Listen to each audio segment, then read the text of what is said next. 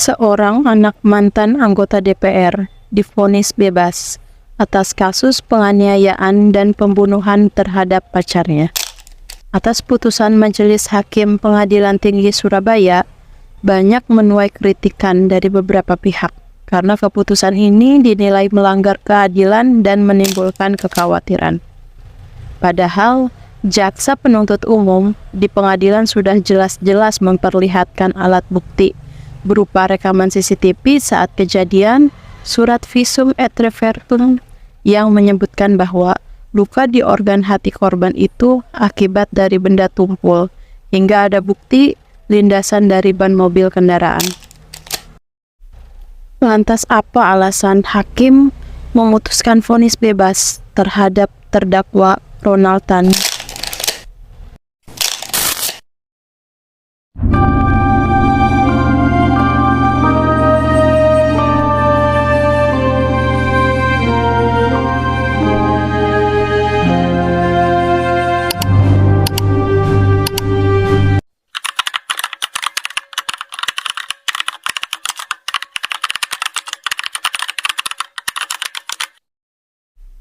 Gregorius Ronald Tanur adalah anak dari anggota Komisi 4 DPR RI fraksi PKB, yaitu Edward Tanur. Diketahui bahwa Edward Tanur dinonaktifkan akibat buntut dari kasus penganiayaan yang dilakukan anaknya terhadap seorang perempuan yang bernama Dining Sera Afrianti. Menurut informasi, Ronald Tanur dan Dini telah menjalin hubungan sejak bulan Mei 2023 atau 5 bulan sebelum kejadian. Terlihat di media sosial milik Dini, mereka berdua tampak bahagia menjalin hubungan karena Dini lumayan aktif mengupload video kebersamaan dengan sang kekasih di media sosialnya. Tidak ada yang menyangka di balik keceriaan yang ditampilkan di media sosial, ternyata sang kekasihlah yang tega melakukan kekerasan kepada dirinya hingga membuatnya tidak berdaya.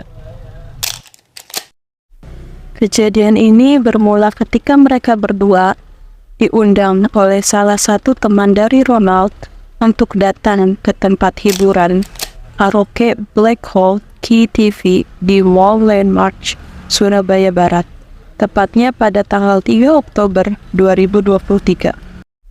Lalu pada pukul 21:32 sampailah mereka berdua di Black Hole. Di sana mereka berpesta ria, berkaraoke sambil meminum minuman keras sampai dini hari. Dan pada pukul 00:10 atau jam 12 malam, Ronald dan Dini memutuskan untuk pulang. Ada salah satu saksi yang melihat Ronald dan Dini bertengkar. Mereka juga sempat cekcok. Dan berarti ini kejadiannya tanggal 4 Oktober 2023. Ketika cekcok tersebut, saksi melihat jika Ronald menendang Dini hingga ia terjatuh dalam posisi duduk. Kemudian, dalam keadaan terduduk itulah Dini kembali mengalami kekerasan, yaitu kepalanya dipukul 2 kali menggunakan botol minuman keras oleh kekasihnya. Setelah itu, keduanya masih cekcok, bahkan saat naik lift menuju basement mall. Dini diketahui keluar dari lift mendahului Ronald, karena ternyata Ronald balik lagi ke atas. Dini berjalan sambil main handphone menuju mobil merek Ronald yang terparkir di basement. Sesampainya di depan mobil Innova dengan nomor polisi B1744PW, sambil menunggu kedatangan Ronald, Dini bersandar di luar pintu sebelah kiri mobil Innova tersebut. Kemudian, tak lama Ronald pun datang. Dia langsung masuk ke dalam mobil dan mengambil posisi mengemudi. Saat itu, begitu mobil berhasil di-starter, Ronald langsung melajukan mobil itu ke sebelah kanan. Akibat aksi sang kekasih, Sebagian tubuh Dini terlindas mobil tersebut, bahkan hingga terseret sejauh kurang lebih 5 meter. Setelah Ronald menghentikan mobilnya, ada sejumlah petugas keamanan yang datang. Hah? Gak tahu. Aku mau keluar, tiba-tiba di jalan, gak bisa keluar. Saat itulah Ronald memutuskan untuk menaikkan Dini ke bagasi mobilnya. Bukannya langsung dibawa ke rumah sakit, Dini malah dibawa ke apartemen miliknya. Selanjutnya, pada pukul 01:15, Ronald sampai di apartemen dan memindahkan Dini dari bagasi mobilnya ke kursi roda. Saat itu, kondisi Dini yang habis terlindas dan terseret 5 meter sudah dalam keadaan lemas. Dalam kondisi tersebut, Ronald sempat mencoba memberikan napas buatan sambil menekan-nekan dada Dini. Namun, tidak ada respon. Lalu selanjutnya, Dini dibawa ke Rumah Sakit Nasional Hospital untuk dilakukan tindakan medis oleh pihak rumah sakit. Tapi sayang, nyawa Dini tidak terselamatkan. Dan pada pukul 02:32, Dini dinyatakan meninggal dunia. Setelah adanya kejadian itu, tim penyelidik dari Satreskrim Polrestabes Surabaya segera melakukan proses otopsi terhadap jenazah korban. Berdasarkan hasil otopsi, korban Dini Sera Afrianti mengalami luka di sekujur tubuh, baik kepala, perut, dan lengan, akibat ditabrak dan diseret mobil. Selain itu, pemeriksaan saksi dan penyesuaian dengan CCTV dilakukan, hingga dilakukannya proses prarekonstruksi. Dan hasilnya, penyidik meningkatkan status Ronald dari saksi menjadi tersangka. Ada bukti CCTV, ada saksi, dan ada bukti visum yang dapat memberatkan Ronald Tanur. Ronald juga diancam dengan pasal 338 KUHP, pasal 351 KUHP, dan pasal 359 KUHP, dan dituntut 12 tahun penjara.